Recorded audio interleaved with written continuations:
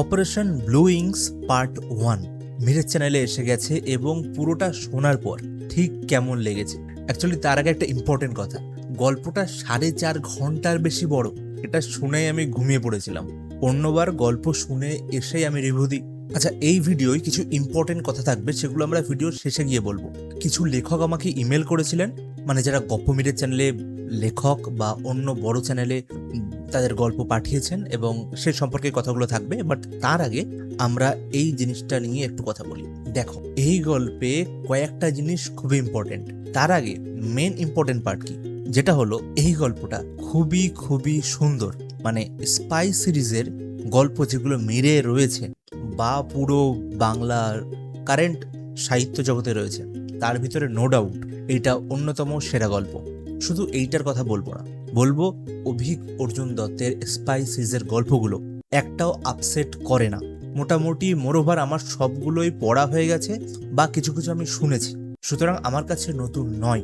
নতুনটা হলো মিড কিভাবে ডেলিভার করছে, মানে টোটাল টিম। অনেস্টলি একটা কথা বলবো, আমি এই গল্পের বিরাট ফ্যান, কারণ কতগুলো জিনিস আমার ভালো লেগেছে যেগুলো ধুরন্ধরেও ছিল না। অ্যাকচুয়ালি এই গল্পগুলো ধুরন্ধরের থেকেও অনেক বেশি সুন্দর। কেন বলছি সে কথা খুলে বললাম না, কারণ বললে অনেকের মনে আঘাত লাগতে পারে। আচ্ছা, ইফ ইউ নো পাকিস্তানের সাথে ভারত না হলে ওই বনামটা না হলে ঠিক জমে না। এবার সেই ক্ষেত্রে এখানেও কিন্তু সেম ব্যাপারটা ব্যবহার করা হয়েছে, যেমনটা এই গল্পে আগে ছিল।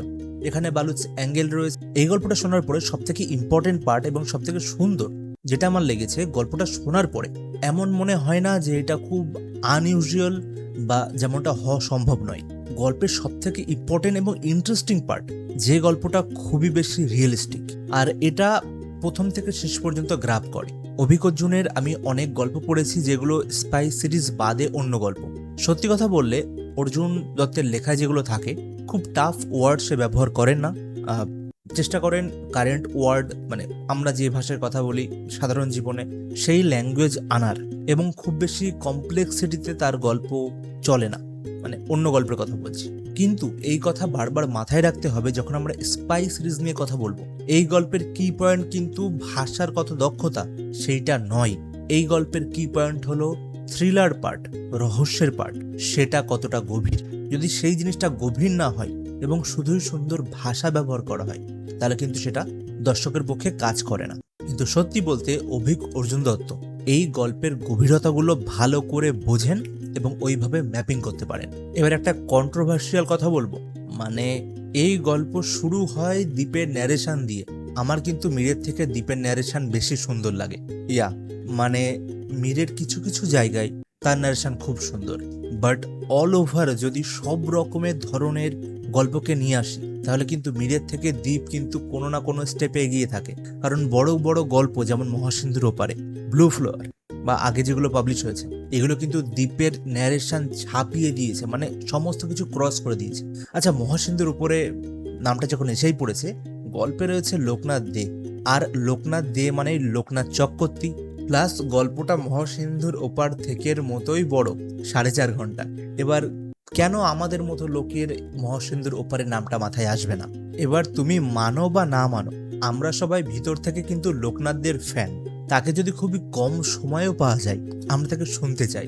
মানে তার অভিনয় এত বেশি সুন্দর, বোধ পর্দার সামনে এবং মাইকের পিছনে। গল্পে ঋদ্ধি সেন, শাশ্বত চক্রবর্তী রয়েছে, চ্যাটার্জি রয়েছেন। ওই যে মহাসিন্ধুর ওপারের ভূতটা এখনো যায়নি। আই ডোন্ট নো গল্প কবে লেখা হবে আর গল্প কবে পাবলিশ হবে। অলদো সৈকত, সায়ক, খান, মাথুর, এই যে ক্যারেক্টারগুলো রয়েছে, আমার এই ক্যারেক্টারগুলো ধীরে ধীরে যত বেশি আরো সিরিজ শুনছি এবং যেটুকু আমি পড়েছি, আমার আরো বেশি ভালো লাগতে শুরু করেছে। এই জন্য বলি, কোনো যখন ভালো গল্প সিরিজ আকারে পাবলিশ হতে থাকে এবং প্রত্যেকটা পার্ট ভালো, দর্শকের মনে বিশেষভাবে জায়গা করে নেয়। কারণ আমরা যত সেই ক্যারেক্টারের সাথে থাকবো, জানবো, সেগুলো আমার মনের গভীরে কিন্তু চলে আসতে থাকে। আর এই ক্ষেত্রে অভিক অর্জুন দত্তের এই পুরো স্পাই সিরিজ আমার অন্যতম স্পাই সিরিজ হয়ে গেছে, আর সেটা কমপ্লিটলি অজান্তেই। এবার কিছু ইম্পর্টেন্ট কথা বলবো, সেটা হলো লাস্ট সপ্তাহে 300+ সাবস্ক্রাইবার কমপ্লিট হয়ে গেছে, এই সপ্তাহে 400+ সাবস্ক্রাইবার কমপ্লিট হয়ে গেছে, কিন্তু মেন পার্ট এটা নয়। আচ্ছা, তার আগে অনেক অনেক থ্যাংক ইউ। কিন্তু আরও একটা ইন্টারেস্টিং পার্ট, আমাকে এই সপ্তাহে 6 থেকে 7 জন অথর মেল করেছেন। মানে যারা গপ্প মেরে ঠেকে এবং রেডিও মিলান, সানডে সাসপেন্স ভালো ভালো জায়গায় নিজেদের লেখা পাবলিশ করেছেন, আর সেই গল্পে মিলিয়ন্স অফ ভিউজ। তারা বলেছেন যে আপনি চাইলে আমার গল্পগুলো শুনে দেখতে পারেন। তো তাদের কাছে আমি একটু ক্ষমা চেয়ে নিচ্ছি, কারণ অ্যাকচুয়ালি আমার টাইম হয়ে ওঠেন। এমন না যে সেই গল্পগুলো ভীষণ বড় বা খারাপ গল্প, আমি মোটামুটি একটু শুনেছি, 10 মিনিট করে প্রত্যেকটা গল্প শুনেছি, যাতে করে বোঝা যায় যে গল্পগুলো অ্যাকচুয়ালি কেমন, আর কয়েকটা আমার ভালোই লেগেছে। আমি কথা দিলাম খুব তাড়াতাড়ি আমি ওই গল্পগুলো শোনার চেষ্টা করব এবং শুনে তার আমি ডিটেল রিভিউ করব। কিন্তু সব থেকে সুন্দর আমার যে পার্টটা লেগেছে, কোনো লেখকই ইমেল করে আমাকে এই বলেননি যে আমার গল্পটা রিভিউ করে ভালো কিছু বলো আর এক্স অ্যামাউন্ট অফ মানি আমি তোমাকে অফার করছি। That's why writers are different. এই জন্যে তাদেরকে আমার এত বেশি ভালো লাগে এবং কথা দিলাম আমি সব কটা গল্প শুনবো এবং খুব তাড়াতাড়ি এক এক করে সেগুলো এই চ্যানেলে আলোচনা করব। চলো ফিরে আসি আবার রিভিউতে। এবার একটা জিনিস আমি লক্ষ্য করেছি, তুমি যদি লক্ষ্য করে থাকো তাহলে বলবে, এই ব্লু উইং সিরিজটাতে অনেক বেশি কাস্টিং, অনেক বেশি ক্যারেক্টার এবং সব কটাকে এত সুন্দরভাবে ম্যানেজ করা হয়েছে, আর অডিওতে সেটা কনভার্ট করার পরে এত সুন্দর সামনে আসছে। সত্যি বলতে অনেকের পড়ার পরেও কিন্তু এমনটা মনে হবে না। এই গল্পের একটা জায়গায় আমার মন পুরোপুরিভাবে ছুঁয়ে যায়, যেটা লেখক তার আগের গল্পগুলোতেও করেছেন। তিনি কিন্তু বরাবর পাকিস্তানের বিরুদ্ধে, মানে র থাকলে পাকিস্তান থাকবে, তার বিরুদ্ধে কথা বলার পরেও যে জিনিসটাকে সামনে রেখেছেন, এবং আমি মনে করি প্রত্যেকটা লেখকের এই এথিক্সটা, এই বিষয়টা গল্পে করা এবং মাথায় রাখা অনেক বেশি ইম্পর্টেন্ট। আর সেটা হলো তিনি কিন্তু একবারও পাকিস্তানের মানুষদের কথা, মানে সাধারণ খেটে খাওয়া ভালো মানুষদের কথা, তাদের সম্পর্কে খারাপ কথা বা কটু কথা লেখেন, সেটা পাকিস্তান হোক, বাংলাদেশ হোক বা লেখকের নিজের দেশ। And honestly I really love this part. মানে গল্প শোনার পরে কিছু কিছু জিনিস মাথায় ঘোরে, আর আমি কিছু কিছু জিনিস মনে করি প্লটের বাইরে, সমস্ত কিছু টেকনিক্যালিটির বাইরে গিয়ে কিছু মোরাল, কিছু এথিক্স আর কিছু পিওর জিনিস গল্পে থাকা আবশ্যক, আর গল্পে এমন কিছু মেসেজ ডেলিভার করা উচিত। আর লেখক এই পার্টটা খুবই সুন্দরভাবে করেছে। হয়তো এই সব কারণেই, যেমনটা আগে বলছিলাম, আমার ধীরে ধীরে এই অভিক অর্জুন দত্তের সিরিজগুলো, স্পাই সিরিজগুলো ওয়ান অফ দ্য বেস্ট মনে হচ্ছে। তোমার যদি এমনটাই মনে হয়ে গিয়ে থাকে অবশ্যই নিচে লেখো। তবে শেষ করার আগে কিছু কথা বলতেই হয়, যেটা হলো গল্প আজকে দিয়েছো খুব ভালো, আমাদের শুনে খুব সুন্দর লেগেছে। আশা করি বুঝতে পেরেছো গল্প শুনে ভালো লেগেছে এবং তুমি শুনতে পারো, এই নিয়ে আর নতুন কিছু বললাম না। কিন্তু প্রবলেমটা হলো সেকেন্ড পার্ট যেন 100 বছর পরে না আসে, কারণ এমন একটা পার্ট শেষ করার পরে সেকেন্ড পার্টের জন্য ইমিডিয়েট অ্যাকশন দরকার। কারণ ধুরন্ধর হলে আসার পরে 1.5-2 মাস পরে নতুন পার্ট আসে, 3 মাস ম্যাক্সিমাম। মানে গল্পটাকে তারা মরে যেতে দেয়নি, এই জন্য লোক কিন্তু সেকেন্ড পার্টের জন্য অপেক্ষা করেছিল বা লোকের বেশি ভালো লেগেছে, ডিউরেশনটা কম ছিল। এবার পরের সপ্তাহে যদি অন্য এক গল্প আসে মিরের চ্যানেলে, অনেস্টলি এইটা শুনতে ভালো লাগবে না। ওই ফ্লোটা কোথাও না কোথাও গিয়ে অডিয়েন্সরা হারিয়ে ফেলে। তো যদি অলরেডি রেকর্ড হয়ে গিয়ে থাকে খুব সুন্দর, পরের শনিবার আমরা পেয়ে যাচ্ছি। আর যদি না হয়ে গিয়ে থাকে তাহলে সামনের শনিবার ডেফিনেটলি আসবে না, কারণ অনেক টাইম লাগে। তারপরের শনিবার যেন অবশ্যই সেটা আসে। এটা মানুষের অভিযোগ, আর পার্সোনালি আমারও একটা অভিযোগ। বাট মোর ওভার গল্পটা কিন্তু খুবই অ্যামেজিং ছিল। একটা সিক্রেট কথা বলি, এই গল্পটা তোমার কিন্তু ধুরন্ধরের থেকেও বেশি ভালো লাগতে পারে।